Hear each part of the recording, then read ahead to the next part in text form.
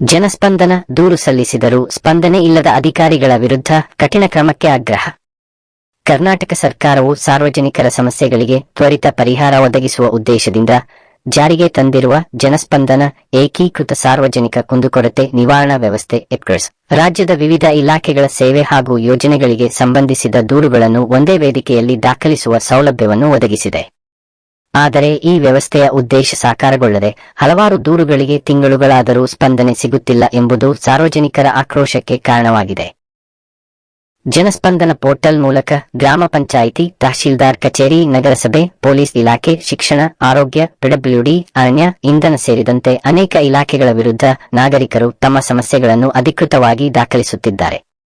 ಆದರೆ ದೂರು ದಾಖಲಿಸಿದ ಬಳಿಕ ಎಂಬ ಸ್ಥಿತಿಯಲ್ಲೇ ಪ್ರಕರಣಗಳು ವರ್ಷಗಟ್ಟಲೆ ಉಳಿಯುತ್ತಿದ್ದು ಯಾವುದೇ ಅಂತಿಮ ಪರಿಹಾರ ದೊರಕುತ್ತಿಲ್ಲ ಎಂದು ದೂರುದಾರರು ಆರೋಪಿಸುತ್ತಿದ್ದಾರೆ. ಕೆಲವು ಸಂದರ್ಭಗಳಲ್ಲಿ ದೂರುಗಳನ್ನು ಯಾವುದೇ ಪರಿಶೀಲನೆ ಇಲ್ಲದೆ ಅಸಂಬಂಧಿತ ಉತ್ತರ ನೀಡಿ ಮುಚ್ಚಲಾಗುತ್ತಿದೆ ಅಥವಾ ಅಧಿಕಾರಿಗಳು ನಿಗದಿತ ಕಾಲಮಿತಿಯಲ್ಲಿ ಉತ್ತರ ನೀಡದೆ ನಿರ್ಲಕ್ಷ್ಯ ವಹಿಸುತ್ತಿದ್ದಾರೆ. ಇದು ಸರ್ಕಾರದ ಪಾರದರ್ಶಕ ಆಡಳಿತ ಹಾಗೂ ಜನಪರ ಆಡಳಿತದ ಘೋಷಣೆಗೆ ವಿರುದ್ಧವಾಗಿದೆ ಎಂಬ ಅಭಿಪ್ರಾಯ ಸಾರ್ವಜನಿಕ ವಲಯದಲ್ಲಿ ವ್ಯಕ್ತವಾಗುತ್ತಿದೆ. ಸರ್ಕಾರದ ನಿಯಮಾವಳಿಯ ಪ್ರಕಾರ ಏಪ್ರಿಲ್ನಲ್ಲಿ ದಾಖಲಾಗುವ ದೂರುಗಳಿಗೆ ನಿಗದಿತ ಅವಧಿಯಲ್ಲಿ ಸ್ಪಷ್ಟ ಹಾಗೂ ತೃಪ್ತಿಕರ ಉತ್ತರ ನೀಡುವುದು ಸಂಬಂಧಪಟ್ಟ ಅಧಿಕಾರಿಗಳ ಕರ್ತವ್ಯ.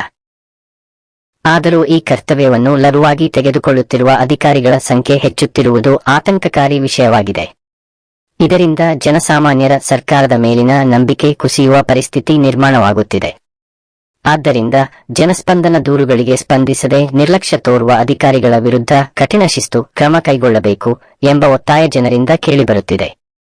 ಅಂತಹ ಅಧಿಕಾರಿಗಳ ಸೇವಾ ದಾಖಲೆಗಳಲ್ಲಿ ದಾಖಲೆ ಮಾಡುವುದು, ದಂಡ ವಿಧಿಸುವುದು, ವೇತನ ತಡೆ, ವರ್ಗಾವಣೆ ಅಥವಾ ಶಿಸ್ತು ಕ್ರಮ ಜರುಗಿಸುವಂತೆ ಸರ್ಕಾರ ಸ್ಪಷ್ಟ ಮಾರ್ಗಸೂಚಿ ಜಾರಿಗೆ ತರಬೇಕಾಗಿದೆ. ಸರ್ಕಾರವು ಏಪ್ರಿಲ್ಸ್ ವ್ಯವಸ್ಥೆಯನ್ನು ಕೇವಲ ದೂರು ದಾಖಲಿಸುವ ತಾಂತ್ರಿಕ ವೇದಿಕೆಯಾಗಿ ಮಾತ್ರವಲ್ಲದೆ ಜವಾಬ್ದಾರಿಯುತ ಆಡಳಿತದ ಶಕ್ತಿಯುತ ಉಪಕರಣವಾಗಿ ರೂಪಿಸಬೇಕು. ಪ್ರತಿ ದೂರಿಗೂ ಕಾಲಮಿತಿಯಲ್ಲಿ ಪರಿಹಾರ, ಮೇಲ್ವಿಚಾರಣಾ ಸಮಿತಿ ಮತ್ತು ವೆನೆಜುವೆಲಾ ಪರಿಶೀಲನೆ ಕಡ್ಡಾಯವಾಗಬೇಕು ಎಂದು ಮಾತುಕತೆ ನಡೆಸಿದ ನ್ಯೂಯಾರ್ಕ್ ಮೇಯರ್.